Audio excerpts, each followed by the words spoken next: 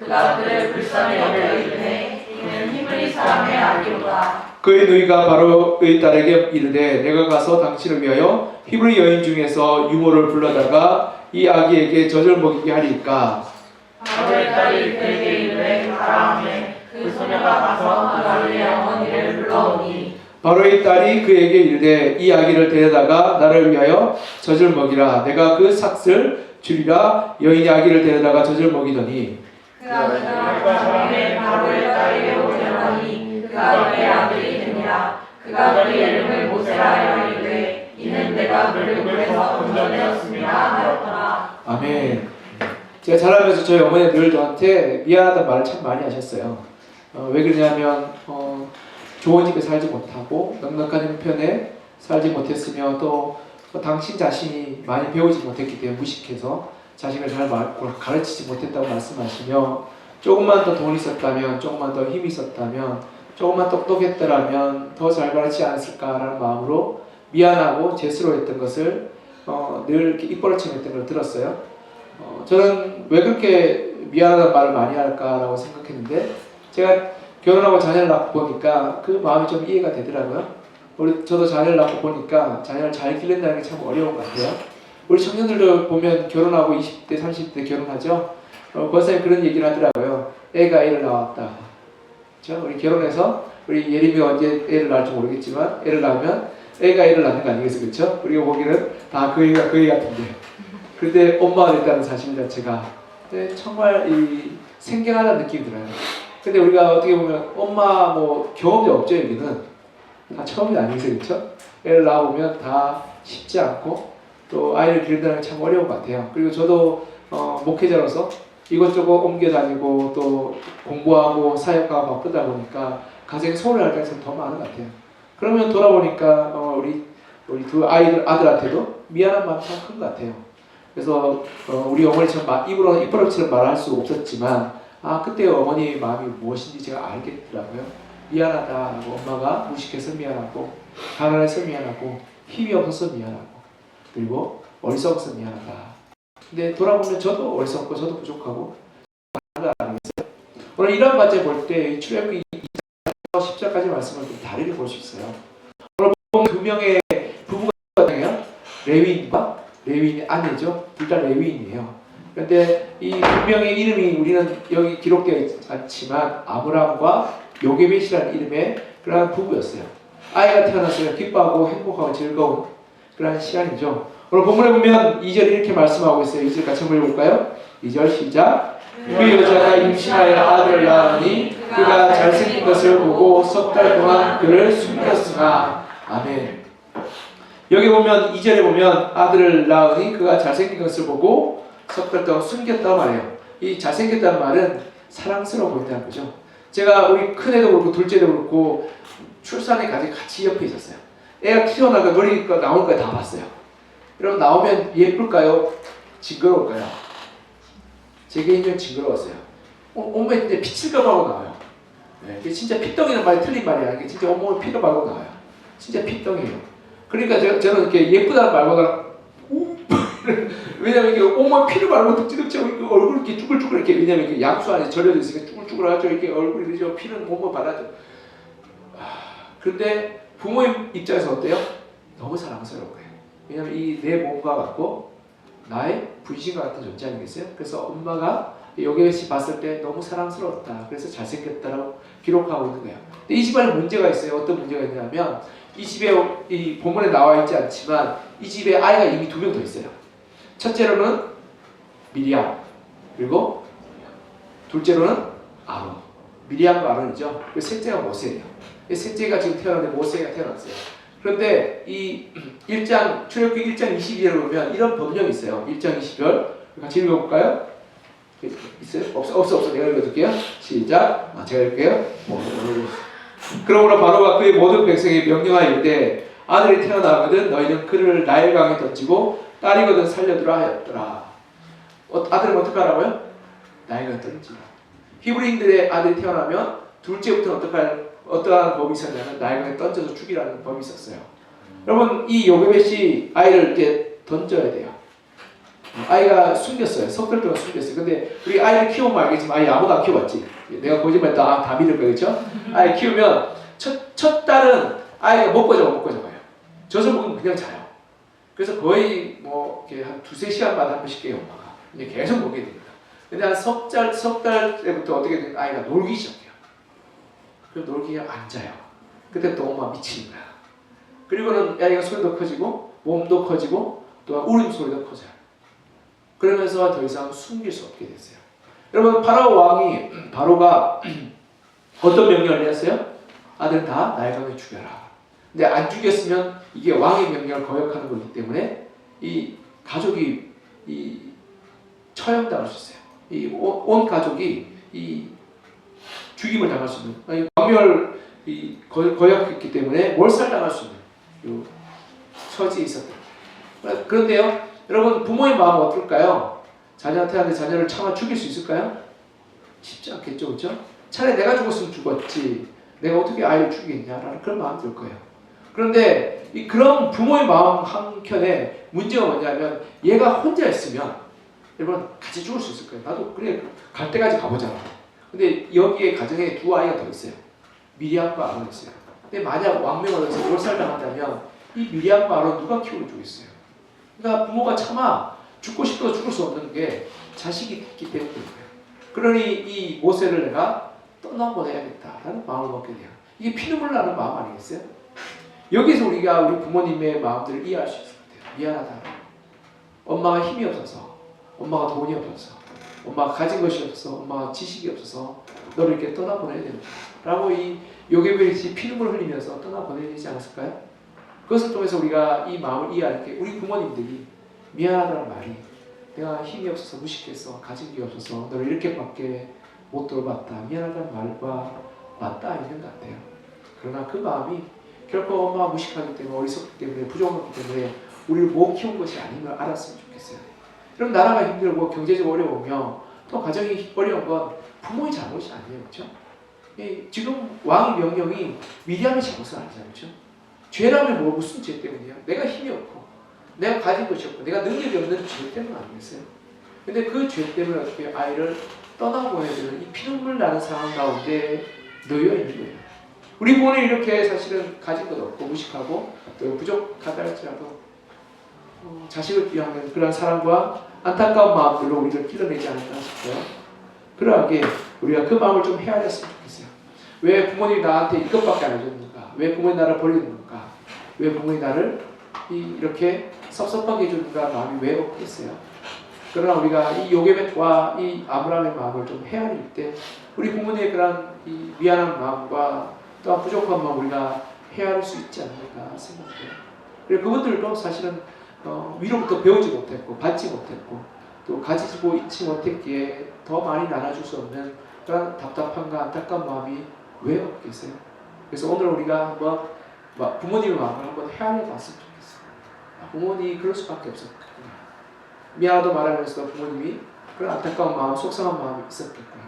눈물 나는 마음이 있었겠구나. 우리가 한번 생각해 봤으면 좋겠어요. 우리가 이 마음을 알 때 부모님의 일을 조금 더 이해하게 되는 거예요. 근데 우리가 더 나아가서요. 부모님은요, 자식들을 가슴에 묻어요. 이 자식은 부모가 죽으면 땅에 묻죠. 근데 부모는 자식이 죽으면 어디에 묻어요? 가슴에 묻어요. 제가 지난 장례 때 누구 장례죠? 우리 박희는 장모입니까? 그 장례 때 이 장례를 지내가 쭉 가는데 한 옆에서 이렇게 어느 젊은 부부인 것 같아요. 이런 함을 갖고 제가 지금 함이 뭔지 몰랐어요. 돌아보니까 그 아이였어요. 그러니까 제가 볼 때 태어난 지 1년도 안 된 아이 관을 들고 가는 것 같아요. 그러면서 이 눈물을 흘린 것 같아요. 근데 그 부모를 보니까 먹어도 먹는 것 같지 않고 그렇죠? 사는 것 같지 않겠어요?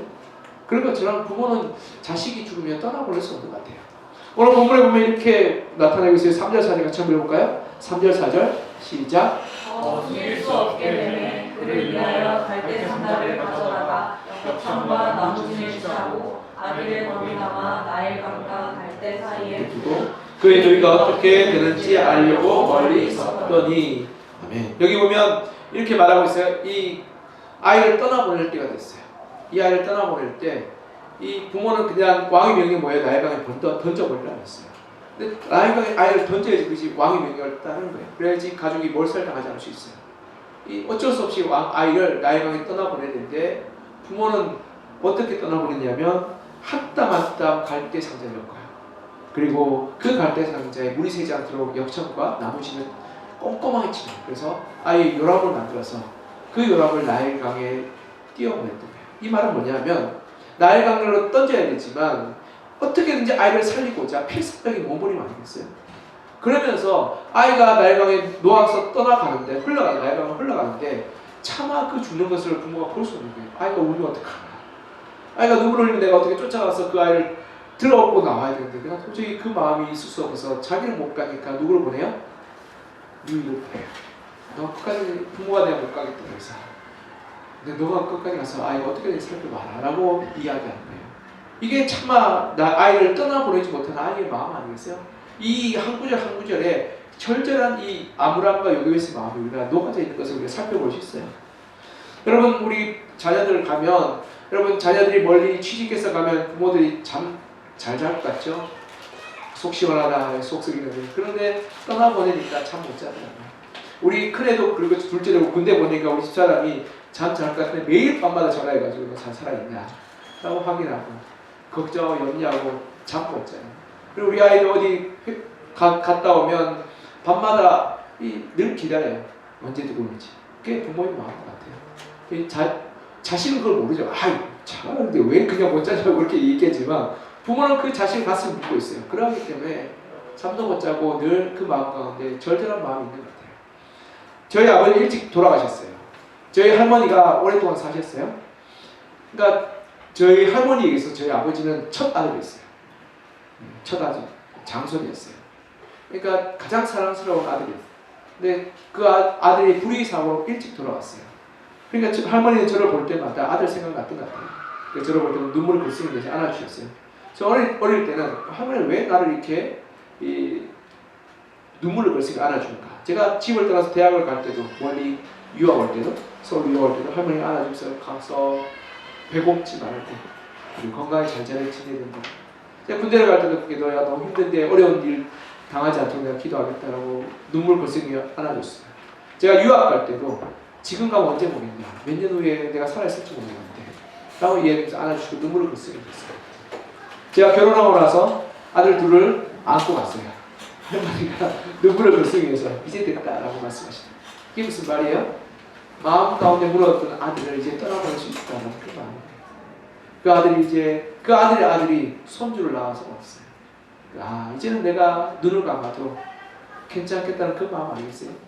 이렇듯 이 부모는 늘 자식을 가슴에 품어요. 그리고 자식을 떠나보낼 수 없는 것 같아요. 죽을 때까지 아마 눈 감을 때까지 자식을 못 떠나보내는 게 부모 아니겠어요? 그래서 우리가 그 마음을 좀 헤아렸으면 좋겠어요. 왜 자꾸 나를 간섭하냐? 왜 자꾸 나를 귀찮게 하냐? 왜 자꾸 나를 이렇게 결혼 안 했냐? 언제 결혼할 거냐? 언제 취직할 거냐? 언제 애 낳을 거냐? 언제 뭐 할 거냐고 자꾸 하는 것 자체가 부모가 늘 내 마음과 내 자식을 품고 있기 때문 아니겠어요? 그러하게 때론 물론 짜증도 화가 나지만 나를 사랑하는 마음으로 우리가 그것을 헤아려줬으면 좋겠습니다. 그리고요 그 사랑과 눈물을 통해서요 하나님 놀라운 기적을 일으키시죠. 우리 5절 6절 같이 한번 읽어볼까요? 5절 6절 5절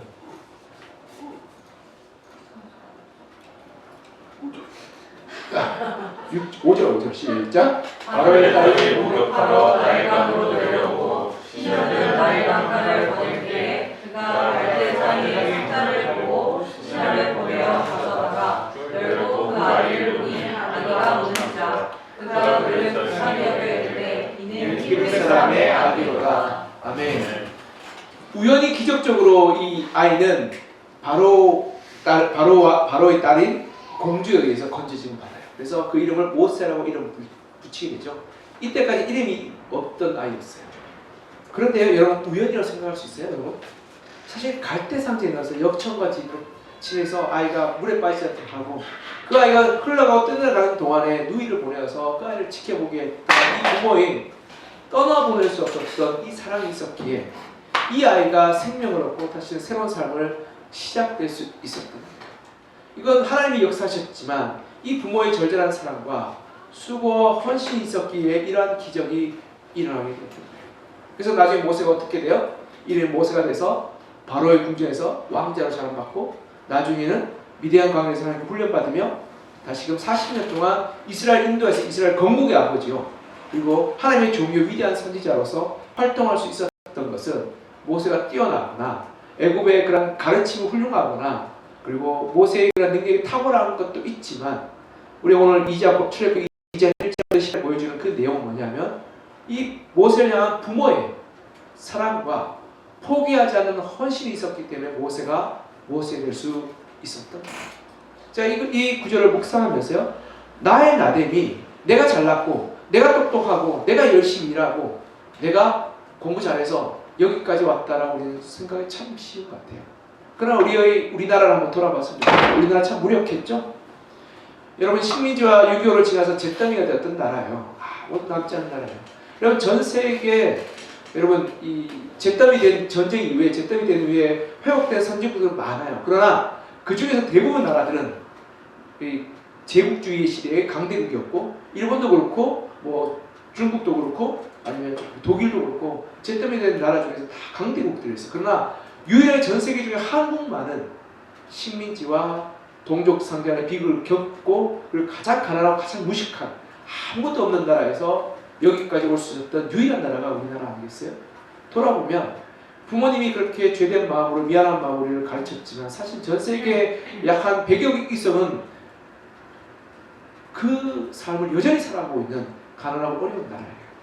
그러나 우리는 그 부모님의 사랑과 헌신과 눈물이 있었기에 우리가 여기까지 올 수 있는 것 같아요. 제가 선교를 전 세계를 다니다 보면 똑똑하고 지혜로운 친구들 참 많아요. 그러나 나라가 받쳐주지 않고 상황이 받쳐주지 않고 환경이 받쳐주지 않기 때문에 참게 사는 친구들이 많더라고요. 근데 내가 이렇게 그래도 유난한 만큼 살 수 있는 것, 좋은 집에 살고 좋은 차를 몰고 좋은 차 몰고 그렇죠? 네. 좋은 차를 몰고 그렇게 할 수 있는 것은 어떻게 보면 우리 부모님의 눈물과 헌신과 수고가 아니었나 생각해요. 물론 내가 열심히 해서 돈 벌었죠. 그렇죠? 틀리지 않아요. 그러나 그 눈물의 수고의 씨를 뿌렸기 때문에 수고와 헌신이 있었기 때문에 우리가 여기까지 올 수 있었던 것 같아요. 우리가 그 마음을 우리가 한번 헤아려고 그래서 우리 부모님께 한번 감사하다라고 말할 수 있는 우리가 되었으면 좋겠어요. 물론 부모님 만날 때 짜증나는 친구도 있고 속상한 친구도 있고 화가 날 때도 있죠. 왜 언제 결혼할 거냐, 언제 취직할 거냐, 언제 돈 벌 거냐 뭐 그런 얘기도 있잖아요. 그렇죠? 그러나 그런 것들을 다 걷어내고 여전히 우리를 향해서 사랑으로 다가오시며 또 우리를 돌보시기 원하시는 우리 부모님 우리가 기억했으면 좋겠어요. 오늘 영상 한번 또 틀어줄래요? 네. 오늘의 내용을 요약한 노래 알죠? 네.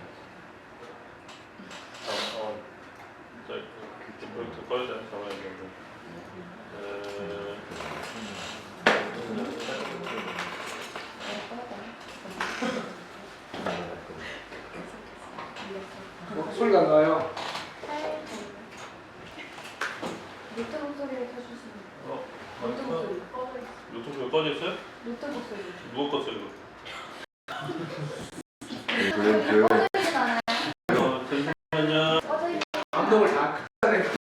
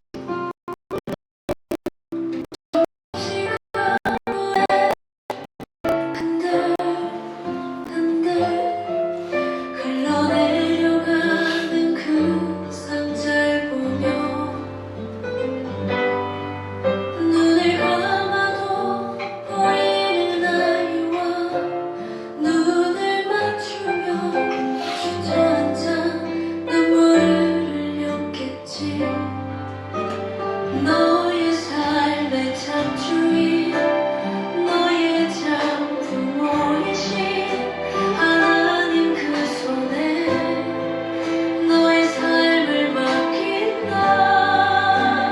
너의 삶의 창조인 너를 이끄시는 주 하나님 그 손에 너의 삶을 드린다.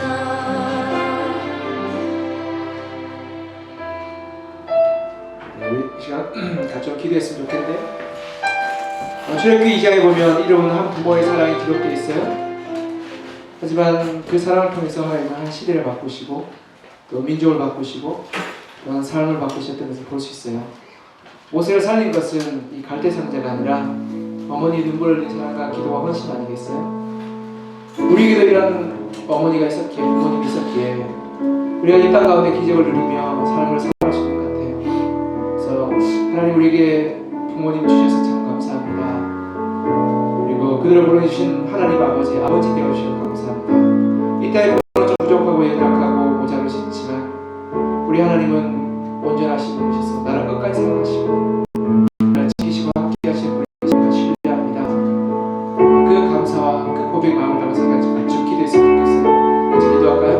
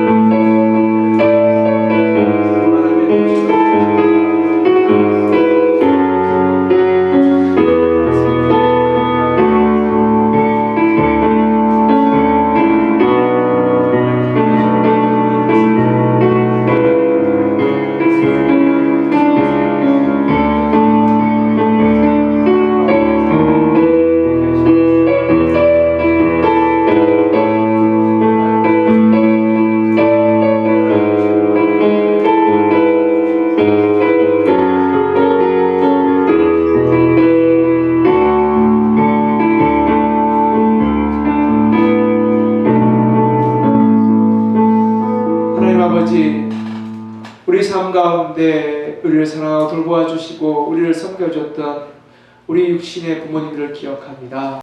그들의 헌신과 수고와 눈물이 있었기에 우리가 여기까지 살 수 있었음을 고백합니다.